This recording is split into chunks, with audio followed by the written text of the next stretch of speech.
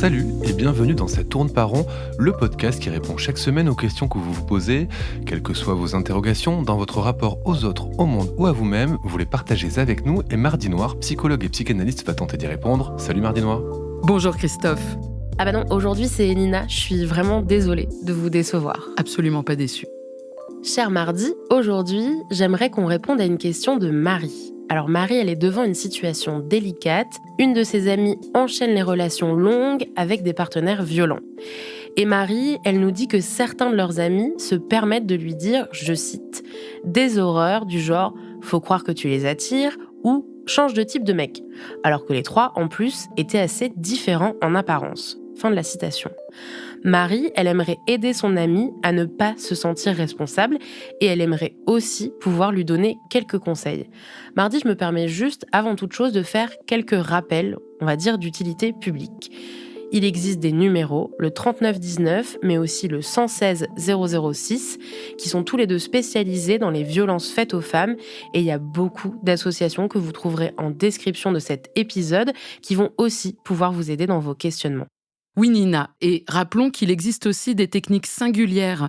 Je pense également à un exemple, l'exemple de cette femme immigrée, sans papier ni ressources, qui avec l'aide d'une psy de quartier, a mimé une crise psychotique en pleine rue pour être arrêtée et hospitalisée afin d'être évacuée rapidement de son appartement dans lequel elle était prise au piège par son mari ultra-violent et être enfin mise à l'abri. Rappelons que la précarité et le désespoir sont des freins évidents pour s'extirper de ces situations. Et la justice ne va pas au bout des mesures de protection. Ce sont de vrais problèmes réels et on espère qu'ils évolueront dans le bon sens à l'avenir. Il est vrai que parfois, les situations manquent de clarté ou tout du moins, certaines preuves sont difficiles à apporter. Mais ce qui semble être particulier avec l'amie de Marie, c'est aussi la répétition de ces histoires. Oui, et c'est une question éminemment délicate qui est posée ici, parce qu'on a d'emblée cette donnée que ça se répète, que ça insiste.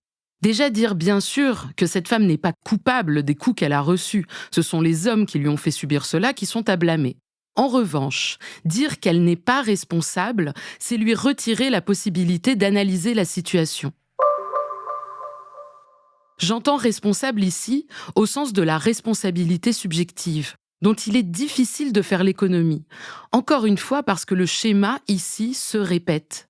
Elle n'est évidemment pas responsable de ce que ces hommes lui ont fait. Elle n'a pas à répondre de leurs actes, ça c'est à eux de le faire. Mais elle peut saisir ce qui l'a conduite à se retrouver 3 fois dans cette même situation, à savoir être violentée au sein du foyer. Il y a une phrase éclairante dans l'essai qui s'intitule « Céder n'est pas consentir » de Clotilde Le Guil. Elle écrit ceci. « Le franchissement de la frontière entre consentir et céder se situe en cet endroit où la déprise de soi laisse une place à l'emprise de l'autre. Car pour qu'il y ait emprise, il faut d'abord qu'il y ait eu déprise. » Cet extrait fait référence à sa lecture du livre de Vanessa Springora, Le consentement, qui raconte comment, à partir de 14 ans, elle a été en relation avec Gabriel Matzneff, qui en avait 50. Ici, c'est un autre récit que nous livre Marie, mais je retiens de cet extrait cette idée de déprise de soi qui laisse la place à l'emprise de l'autre.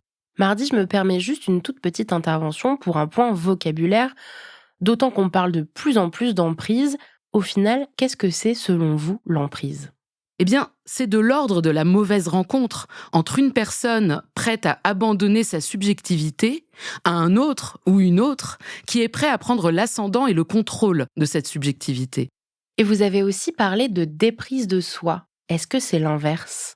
C'est finalement ce que je viens de vous expliquer, c'est cette histoire d'abandon de subjectivité. Et je me demande dans quelle mesure cette déprise de soi n'intervient pas dans bon nombre de situations de ce type. Des situations dans lesquelles on est en relation, dans une idée d'amour, de partage, et ça bascule. Une première question, que cherche-t-on quand on est en couple, amoureux ? Que cherche cette femme qui se retrouve malgré elle aux prises avec ces hommes violents ? Qu'est-ce qu'elle a cru devoir céder pour accomplir sa recherche ? Ça, je ne peux y répondre à sa place. Peut-on être influencé par les représentations de l'amour qu'on trouve, on va dire, dans la culture populaire et cinématographique ? Oui, prenons un peu de hauteur dans un premier temps et carrément partons dans les étoiles. Le baiser entre Han Solo et la princesse Leia dans Star Wars. Parlons-en. Ça raconte quelque chose de l'inconscient, quelque chose d'important. Leia se refuse à Han Solo à de nombreuses reprises. Et puis, acculée, dos au mur, elle succombe et semble même le remercier de lui avoir indiqué le plaisir qu'elle allait y prendre. Je ne vais pas faire de cette scène la grande coupable, mais elle donne à voir ce qu'on essaie de déplier ici. L'idée qu'il faudrait arracher à l'autre le consentement. Comment ne pas se poser la question de ce que Clotilde Le Guil nomme l'en-deçà du consentement, à savoir le laisser-faire. Et ici, je parle bien du laisser-faire au sein d'une relation amoureuse, pas d'un laisser-faire forcément terrorisé dans le bureau de son supérieur hiérarchique qui se frotte de manière dégueulasse à votre arrière-train. J'ai grandi avec ces représentations. Elles ont gouverné mon désir et mon plaisir durant plusieurs années. Et ne nous cachons pas la vérité, il y avait dans ces jeux de dupes une réelle excitation, un frisson qui, s'il ne débordait pas, semblait indiquer « oui, je suis une vraie femme, car je suis l'objet du désir de cet homme ». Sauf qu'être l'objet de son désir, de son amour, oui, pourquoi pas ? Devenir l'objet de sa jouissance, ça, on ne le repère pas forcément tout de suite. Mais qu'est-ce que vous essayez de nous dire, Mardi? Qu'on peut être poussé par un inconscient collectif, individuel, à se sentir objet? Ce que j'essaie d'indiquer ici, c'est qu'il peut y avoir une tendance inconsciente à se positionner comme objet de l'autre. Clotilde Le Guil ajoute à ce propos: c'est parce que le devenir femme en passe par ce consentement à être désiré que l'abus est une trahison du consentement lui-même. Je voudrais clarifier un peu cette histoire de se constituer comme objet de l'autre. C'est humain, c'est fantasmatique, il n'y a pas de problème en soi à être l'objet de l'autre par moment, dans le fantasme, dans une sorte d'accord tacite entre soi et soi-même. Non, là où ça devient possiblement destructeur, c'est quand on devient l'objet de la jouissance de l'autre, qu'on se met tout entier au service de cette jouissance.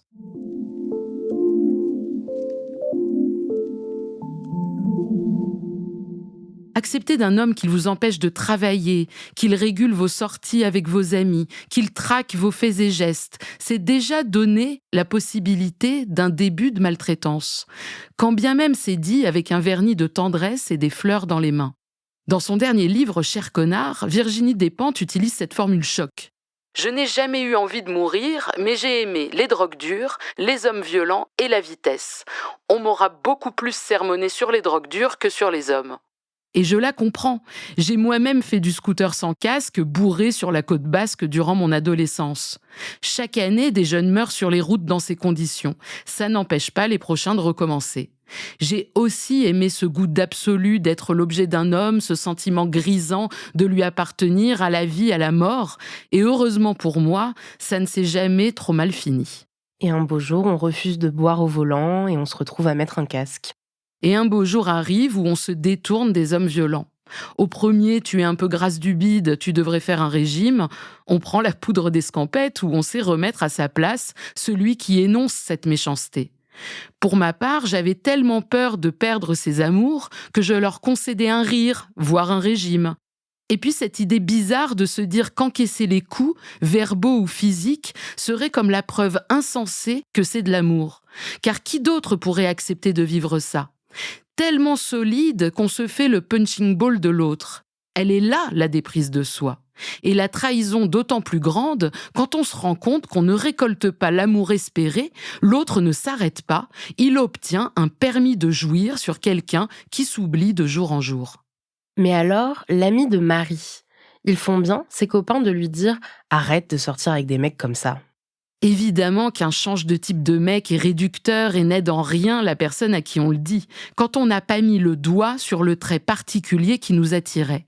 Peu importe la classe sociale, la taille, les études, la façon de s'habiller, la violence est une donnée universelle. Je conseillerais donc déjà de reprendre ses esprits, d'intégrer ce qui s'est produit, d'en parler à un professionnel, de lire sur le sujet, d'interroger ce que signifie le couple pour elle, l'amour, la séduction. Peut-être, mais pas forcément, y a-t-il des éléments dans son passé qui sont à analyser ? Pas nécessairement des violences, même si ça peut être le cas, mais ne serait-ce que sa place au sein de sa famille. Non pas pour trouver d'autres coupables, sauf s'ils le sont au regard de la loi bien entendu, mais pour parler tout simplement, pour tenter de déchiffrer ce que cette femme fabrique dans ce grand bazar qu'est la vie et se donner un peu de force. Merci beaucoup Mardi. Je rappelle quand même qu'au 3919, on conseille également les amis de personnes victimes de violences conjugales sur la meilleure manière de les aider. Et à la semaine prochaine avec Christophe. Cette fois, je sais que vous êtes ravis. Ça tourne par rond est un podcast de Mardi Noir produit par Slate Podcast. Direction éditoriale Christophe Caron, production éditoriale Christophe Caron et Nina Pareja, prise de son Nina Pareja, montage et réalisation Aurélie Rodriguez. La musique est signée Sable Blanc.